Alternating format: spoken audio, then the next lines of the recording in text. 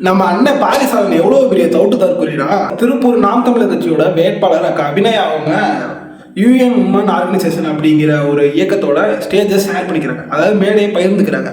நம்ம அண்ணன் தான் மேடையை பகிர்ந்தவே வந்து அதுக்கு ஒரு உள்நோக்கம் கற்பிப்பார்ல. அப்படி அண்ணன் என்ன தெரியுமா உள்நோக்கம் கற்பிக்கிறாரு? இன்னும் டாக்டர் போர்ஸோட நீங்க கை கோக்குறீங்க. எடுத்துக்காட்டு நான் காட்டுறேன். இந்த போட்டோ பாருங்க. இந்த போட்டோ வந்து பாத்தீங்கன்னா நாம் தமிழர் கட்சியோட பொறுப்பாளர்கள் அவங்க வந்து பெண்கள் சார்ந்த ஒரு விஷயத்துக்கு ஒரு மீட்டிங்ல போயிட்டு கலந்துறாங்க. இந்த மீட்டிங் பார்க்கும்போது பெண்களுடைய தலைமைத்துவ பண்புக்காக ஒரு மீட்டிங் நடக்கப்படுகிறது அப்படிங்கிற ஒரு பார்வை உங்களுக்கு இருக்கும். ஆனா அந்த மீட்டிங்க்கு பின்னாடி இருக்க உலக அமைப்பு என்ன பாத்தீங்கன்னா UN for women. UN for உமன்ங்கிற அமைப்பு இதுதான் அமைப்பு. இவங்களுடைய மோட்டோ என்ன தெரியுங்களா? பெண் சொந்தம் கிடையாது. இவங்க எல்ஜிபிடி அமைப்பு தான். புரியுதா? இவங்க எல்ஜிபிடி அமைப்பு தான். சுத்தி நீங்க அதுக்குள்ள தான் இருக்கீங்க. மூசா இறங்கியாச்சு.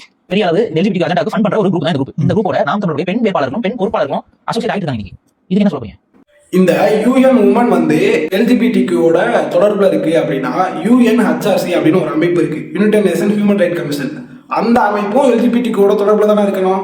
அப்ப அந்த அமைப்புல வருஷம் நம்ம ஈழத்தமிழர்கள் வந்து தங்களோட இனப்படுகொலைக்கு நீதி வேண்டி அங்க போய் மன்றாடுறாங்களே.